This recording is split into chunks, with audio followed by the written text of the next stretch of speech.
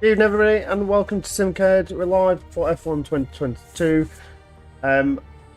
Tonight's venture, we're off to Portimao, probably one of the most exciting tracks to be returned to the F1 calendar in 2020. It's, you know, the home of our very own V2.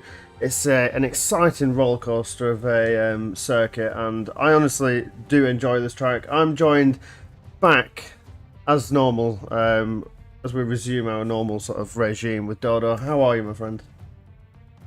I'm doing great. Thanks for having me again. Hello to everyone watching. And yeah, the Portimao, an exciting track. One that's fallen off the calendar recently, but it's still in the game, so we get to enjoy it, even if it isn't in real life. I feel like we're going to see this in the game for like games to come, really, isn't it? It's become such a fan favourite and a season favourite that it's just been kept and asked to be kept in the game as best it can. Certainly, I mean, they've got the files, the game files there, they might as well keep it in. Barring a new engine or something, then I can't see it leaving the game, certainly. And it's, like we were just saying before in the chat, it is a spectacular track. The elevation changes are like exquisite. It is almost like a road roller coaster, isn't it? It is. In terms of the elevation change, it's very similar to Belgium, Spa, when you've got these steep uphill sections through corners, and then you go around a corner and then drop down, and yeah, it's really cool. It's cool to drive and it's cool to watch as well. And especially the extremely long main straight that sort of covers the length of the circuit itself. That has one of the most exquisite elevation changes. You can come out of the last turn. And if you have a camera pointed down in the first corner, you can't see the corner, the cars coming out of the last corner and then up and down until they drop back down. That's when you see them, and you really sort of got the feeling for that when you watched it on telly, on how that elevation was sort of unbelievable. So it's a really nice circuit, and also the elevation changes coming through corners make some traction zones very different to others, so we might see drivers caught out today by that. If you've got a downhill traction zone, you're going to have the car's going to be a little bit more unpredictable on the power than if you have an uphill or a flat traction zone, for example. So that's going to be something to watch out for, especially in qualifying when they're on the limit. So turn 3 is one of those that we were talking about, and I think there's another one. Is it about turn 8 or 9? The two sort of main bits that go up and back down. So turn 3 catches a lot of people out, really, doesn't it? Yeah, turn 3 because it's quite a fast left-hander, isn't it? It goes uphill, and you have to try and. It's also very easy to invalidate your lap there as well. And then another one is to go through the middle sector. There's quite a slow corner, and it's very steep on the exit. It's very difficult to get the power down there, especially if you're not running traction control. So yeah, definitely one of the more challenging tracks on the calendar, I've got to say. It is. We'll see how they fare. This is probably the first time that we've run it in a couple of seasons, so I'm happy to see it back. I think the last time I ran it was in F2, where I had the slight drift of my life. I managed to keep it on the track. So yeah, I think it made a YouTube short video out of it. It was me and Footy. I think I avoided 2 cars in the process and kept it going. So yeah. Pretty proud of that moment. Yeah, I don't lack them sometimes. Because I think we all had enough of me doing every single race last week. Trust me, it was draining. Having to do 3 different disciplines. I think the first person to go across the line is Gibbo. Sort of picking up the pace quite a lot on the wheel. He's looking very promising for a top 5 finish, maybe. Yeah, he's indeed. I hear he did good things on Monday in F2, if I'm not mistaken. I'd look quick. I don't know anything about the Monday. That's the day. I think he was quite close to Rosa's pace there. So, there's definitely opportunity for him to get up the grid. He's obviously got the wheel, and he's only going to improve with the wheel, as it is superior to controller. There are people who can do controller, but yeah, he will improve, and he's always improving. To be honest, he has all season. Yeah, we seem to have the usual suspects in the lobby. 16 on track, and we've got a couple left in the pits at the moment. It's some of the likes of Rosa and Cornish letting everybody go out and set a lap, knowing that they're going to be where they're going to be. Yeah. He's just setting purple sectors, but then somebody behind him is actually clearing them, so he must be sort of steady. Get something on the board is what I would usually say when it comes to this. Certainly the best way to go. Get a nice clean bank lap in, don't invalidate. So when it comes to qualifying, obviously we know that you can roughly get about 3 runs depending on track length. This is quite a short track, as Golf posts the fastest time so far with the 1:19.1. If that's pace, I think we'll see something from the other guys soon. But you have about 3 runs, maybe 2, depending on what sort of, as I think Gibbo's burning the fuel that he had. He must come out with a lot of fuel. Well, how many runs do you look for? Or do you just sort of try and set your banker lap and then go from there with the rest of the grid? So I usually do 3. I mean, there are some circuits, like you said, you can get away with doing 4, but then you have to sacrifice the fresh set of extra mediums that you can take for the race, which is a lot more beneficial than doing an extra run in Q3. So no matter what the track, I go for 3 runs. That can change if you invalidate a run. Take off the ERS, slow it down, and then go for another lap straight afterwards. So you can do like a double push sometimes. But again, if the track's a track like this, it's very hard on tyres. You'll struggle a bit if you've gone most of the way around the lap, and then you're going to do another lap straight away. The tyres will be pretty roasted by then. Yeah, I think the 18-minute qualifying is in this game is interesting, with on how it sort of shortens down the 3 sessions that you have and sort of compiles it into one. For some full grids and some tracks like Austria, you really do struggle to get in a clean lap with how short the track is. I don't think we'll see the issue too much here, but it is very challenging. Yeah, it is. The most important thing when it comes to doing a short qualifying session is getting that banker lap in. That gives you the confidence then to push on your next 2 laps. Because if you don't get a good banker lap in, you're under more pressure then to set a lap time, and that that's not gonna. I mean, some people thrive under that kind of pressure, but you don't really want that when you're trying to go 100% to the limit. And you're thinking, if I invalidate, I'm going to be last. So you want a good banker, as Mans has put in a lovely banker there to go provisional pole. Yeah, it's 1:17.8. I can see a couple of people getting around that, but that is pretty quick, if I do say so myself. Hello, Yuki. Welcome to the stream. Welcome everybody else that's watching these either now or later, because I feel a lot of people do pick this up after the stream has gone ahead. So welcome all. It's nice to have some commentary back. It is. Do you know what? I think this is something that we missed last week, because I think everybody was sort of really, really busy last week. And I think people have been busy at the beginning of this week as well. But yes, we are trying to resume our normal regime around here.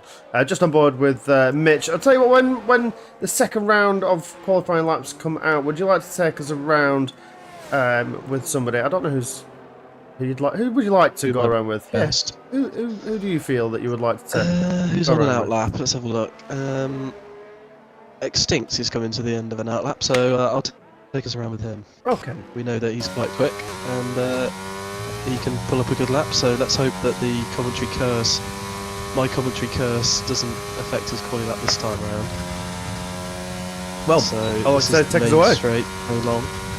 Yeah, so this is the main straight, very long DRS, and then you've got this really steep drop into turn 1. Braking just before the 50-metre board, trying to carry all the speed, he uses all the curve, that's really nice.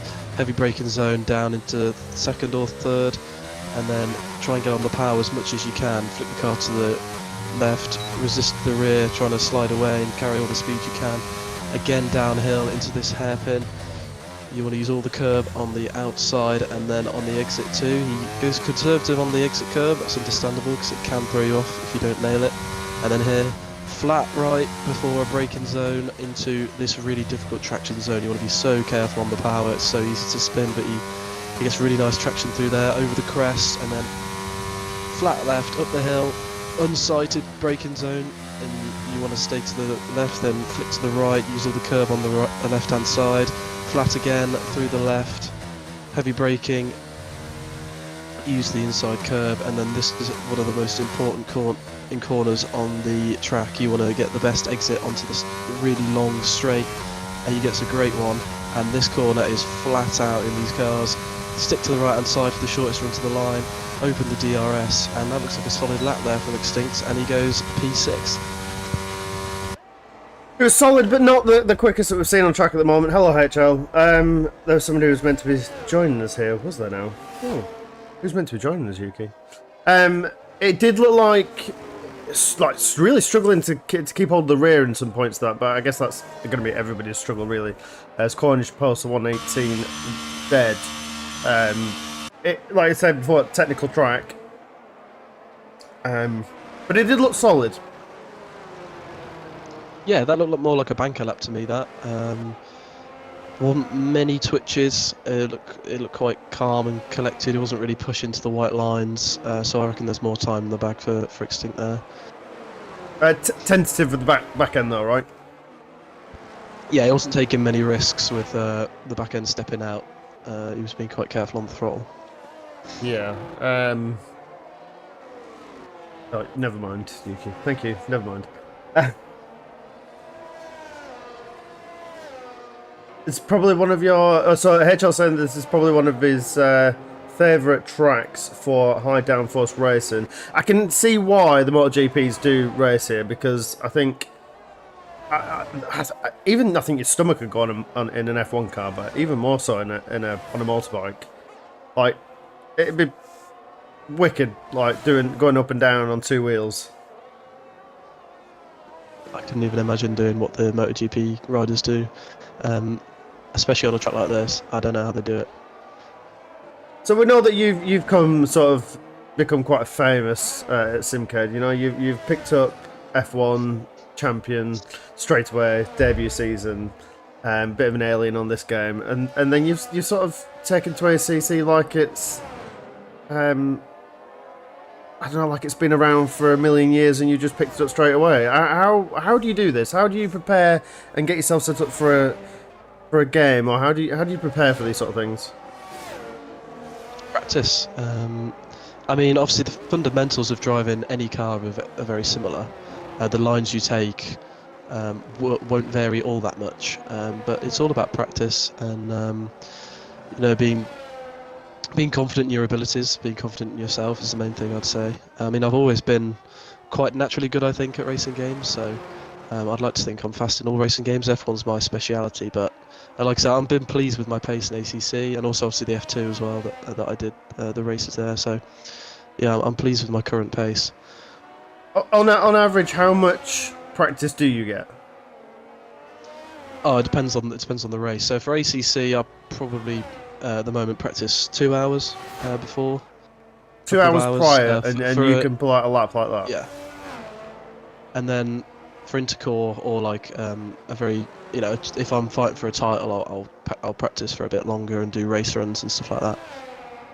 Wow, that's impressive. So your man Stevie, he looks like he's picked up his performance again as well. He's looking like another contender around here. Yeah, he's sat there in 5th. I think that's his banker as well, that 18.3, so he's probably got more time in there. Same as Lance, I'm very impressed with both them two at the moment. They seem to have found a lot of pace around here. So it'd be interesting to see where they end up and where they can go in the race. I've totally lost my train of thought there. Thank you very much, Yuki, for posting all the malarkey there. Lance is a bit of a speed boy on this game. I think he is, but he's struggling with his race consistency. I think that's what's letting him down. He is extremely consistent when it comes to qualifying, fast qualifying. Usually the best of the rest sort of person, and he's been creeping up to the front guys, but struggling with during the races. Yeah, That's my take on him.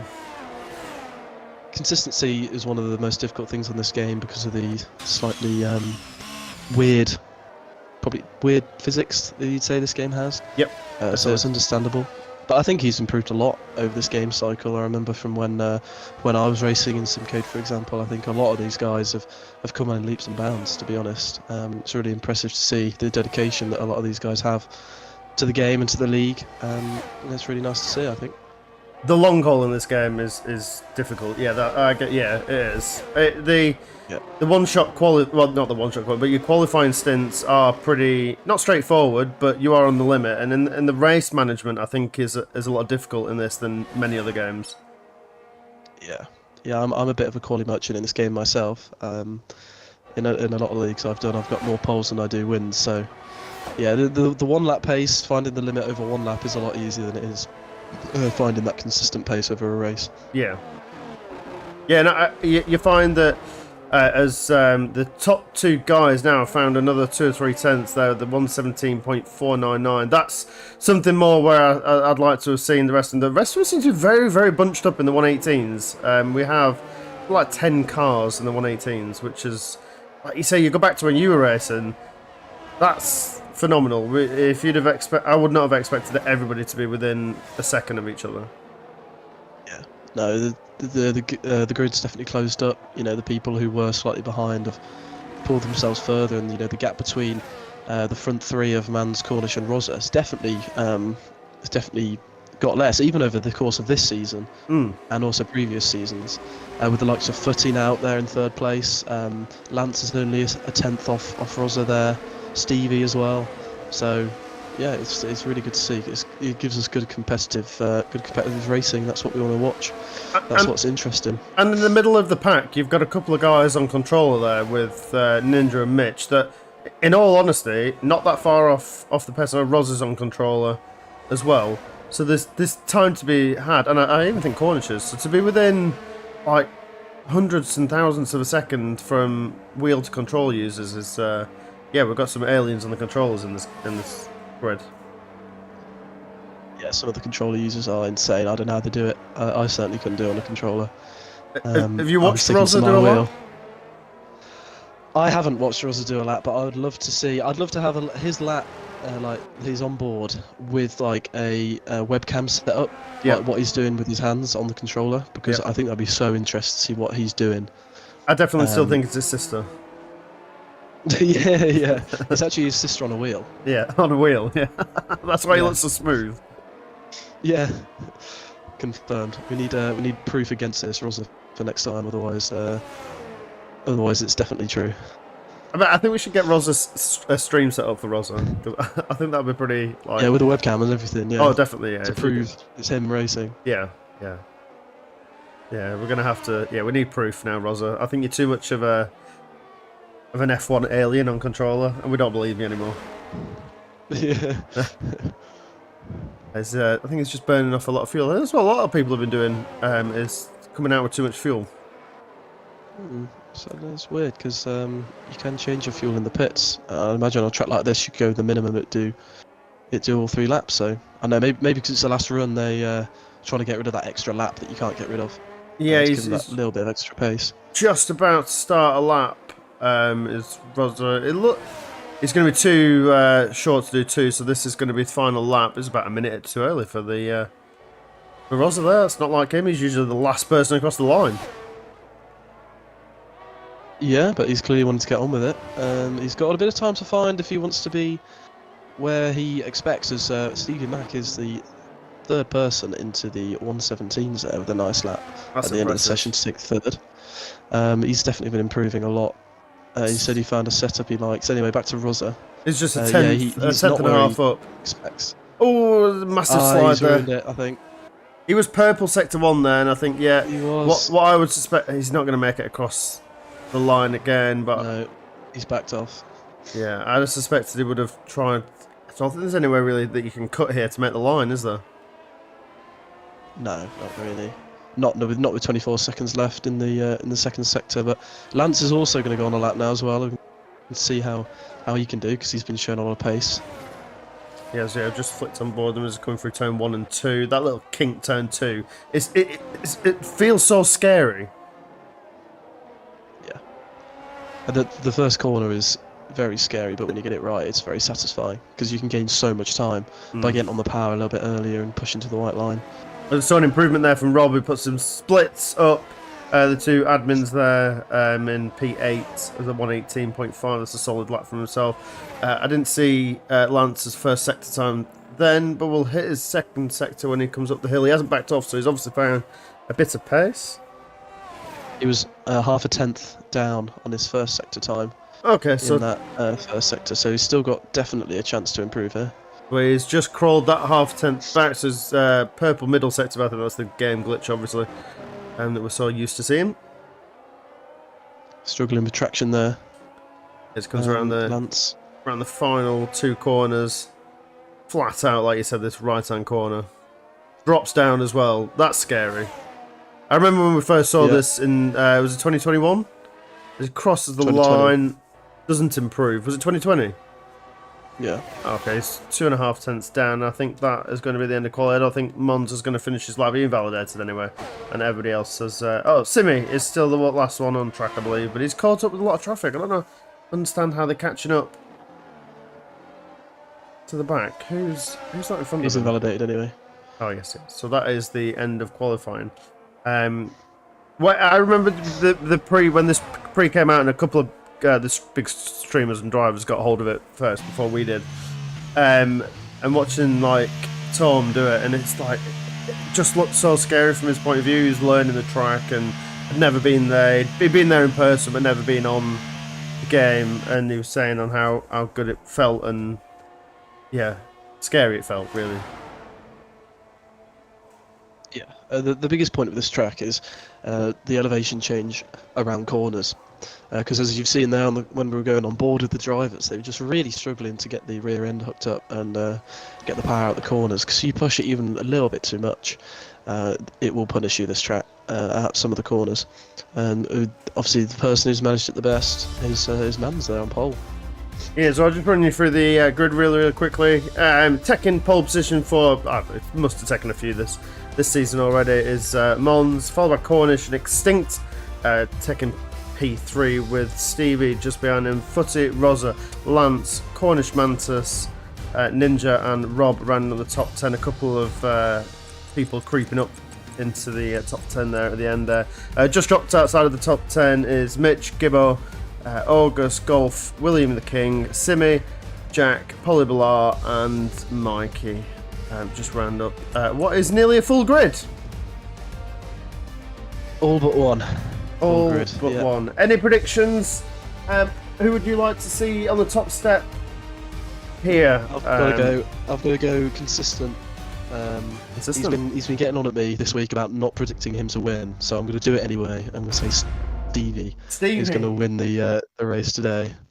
My prediction, every time until he wins, I'm predicting it every time.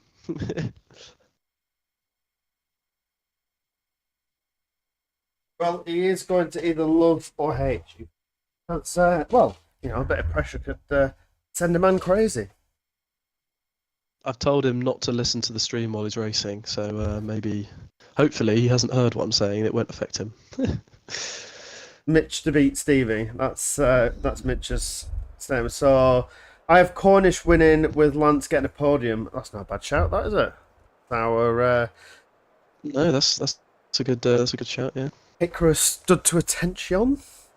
If there's one person that can weather this track over a race distance, we know that it's Cornish. He's a class act over a race. Probably one of the most consistent racers that I've been against. So yeah, that's a solid prediction. Can we get anybody that's in the game currently? Is there any chance of rain? Do we have on the radar, or is it clear? It does look cloudy, but usually Portimao is usually clear blue skies as far as the eye can see. We'll see. Must be overcast. as we get away for the formation lap. AJ, don't underestimate my weather predictions. No, I won't underestimate your weather predictions. Not so much the weather predictions, it's your calculations that are, yeah, we're pretty spot on to be fair. In last week's race. Okay, so tyre selections.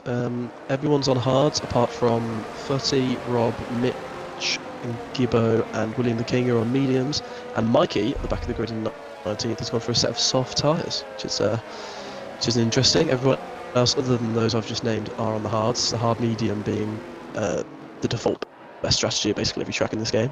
I have never seen anybody do that to warm up the tyres. Instead of weaving left and right really longly, is really quickly zigzagging the car. Like, I mean, looks like it's almost just like shaking the car.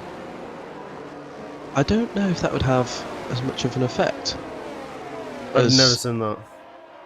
Oh, Simi and Jack have had an issue at the back of the grid. They must have come together, so they've been sent to the grid. The tyres might be very cold when we start the race then. But obviously to do that, to warm the tyres up, he must have tested it, right? Yeah, possibly. I'm sure there are plenty of different ways to warm the tyres up. Slamming on the brakes and being one of them, accelerating hard. Boot full of power, bit of wheel spin. She's great. We'll see what he does down the main straight. I think he's sort of keeping pretty straight. The tyres around this game, I don't know, they make it out to be something that's not in real life, and it probably is totally different in real life, but in this game you can get away with just doing what is a normal lap. Yeah, you can, but obviously the problem is you want to watch out for the field behind you. You don't want to be sat on the grid for too long, so you want to bunch the pack up still. I don't know if you've noticed, but I usually go for a very slow formation lap to make sure that the back of the grid, I'm not going to be waiting on the grid for ages, the back of the grid's bunched up. I don't, but it's your time to shine, so you're up. Okay then. A couple of people missing their marks in the grid boxes, and we're going to go to 5 red lights. And the lights are out and away we go, and the cars are underway. And it looks like it was a good start from Cornish, and he's going to take the lead straight into turn 1 from Mans. That's a brilliant start, and Extinct is looking to get in on the action too. But it looks like the Haas 1-2 is maintained, but flips around in the background. It looks like everyone's got through basically cleanly.